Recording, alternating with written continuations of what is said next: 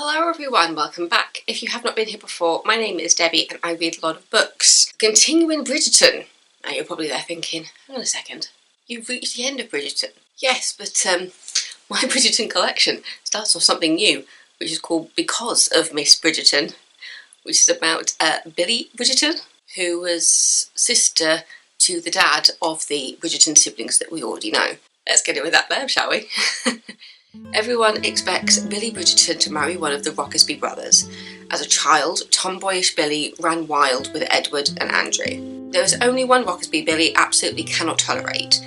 George may be the heir to the earldom, but he's arrogant, annoying, and she's certain he detests her. She can't stand the sight of him either. But when Billy and George are quite literally thrown together, sparks begin to fly. They just might discover that the one person they can't abide is the one person they can't live without.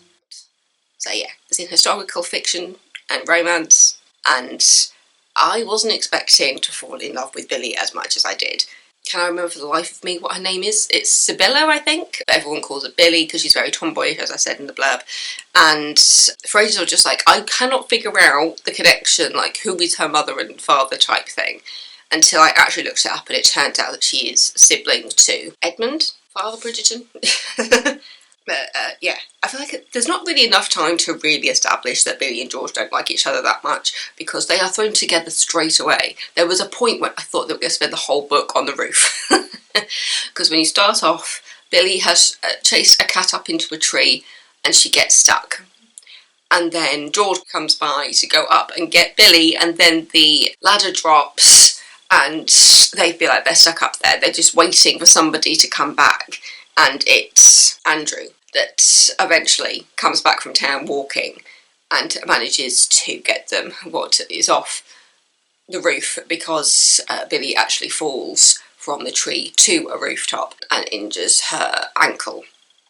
So Billy ends up on crutches for the rest of the book, or hobbling about. The majority of the book is seeing Billy, Edward and George together, and there's a bit of sad news in the book.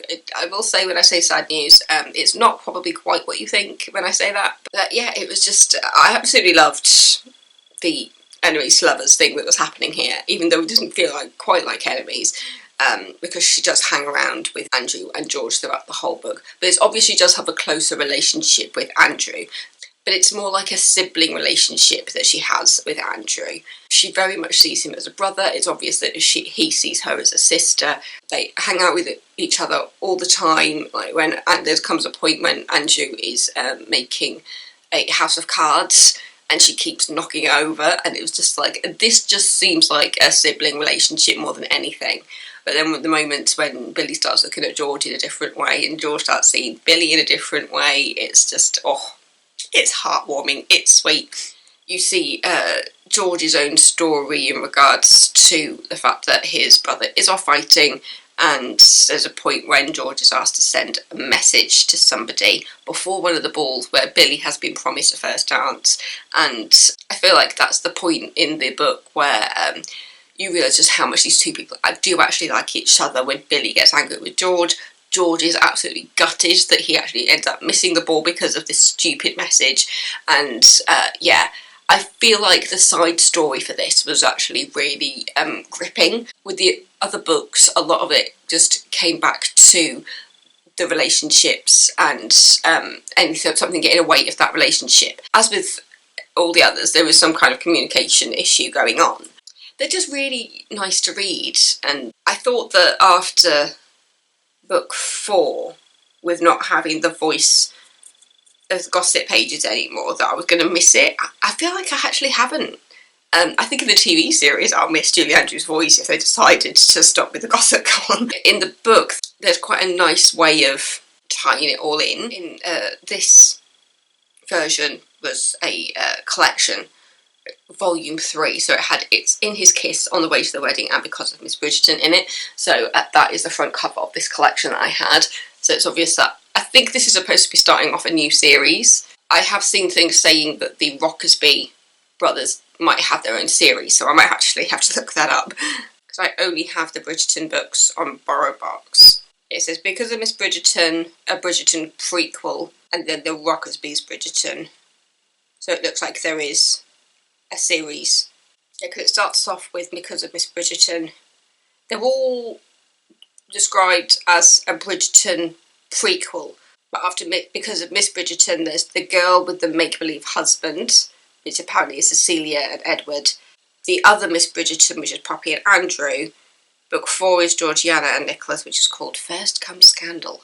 I think it's just the 4 of those. A generation before the Bridgertons, there were the Rokesbys. So, yeah, it'll be fun to read these ones. Yeah, this one's set in the late 1700s, so it follows the aristocratic Rokesby family, who happen to be close friends and neighbours of the Bridgertons, meet the Rokesbys, the family next door. Yeah, it's Sibylla, for Billy. It's Sibylla. She's the older sister of Edmund. Apparently she is mentioned, although not by name, in Violet in Bloom, which can be found in the Bridgerton's Happily Ever After. Okay, so there is something else that I need to read. Bridgerton's Happily Ever After, I haven't got that yet, but it is very, very good fun reading about the Bridgertons. And is it slightly problematic? Maybe. But I think it has to do with when it's set. I think Julia Quinn has actually done quite well, considering when it's set, to try and write stories about romance in a time when marriage was just a transaction, basically, based on dowries and trying to keep money within the family. I like the fact that, in spite of that, she is writing actual love stories about people overcoming adversity and learning how to communicate, which is something that I think all of them slightly lack. Yeah, it's easy to read. I enjoy it. It's got its sexy times as well, if you like that, but I feel like it's not too much. I feel like the TV series makes it more than it is in the book. Or is that just me just being generous? I don't know.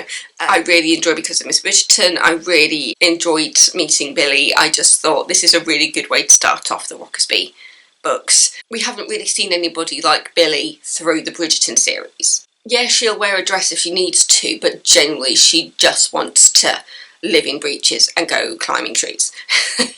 So, yeah, Because of Miss Bridgerton. As I said, this was in the Bridgerton collection, but apparently I do need to get the Happily Ever After one. Yeah, they're a different colour.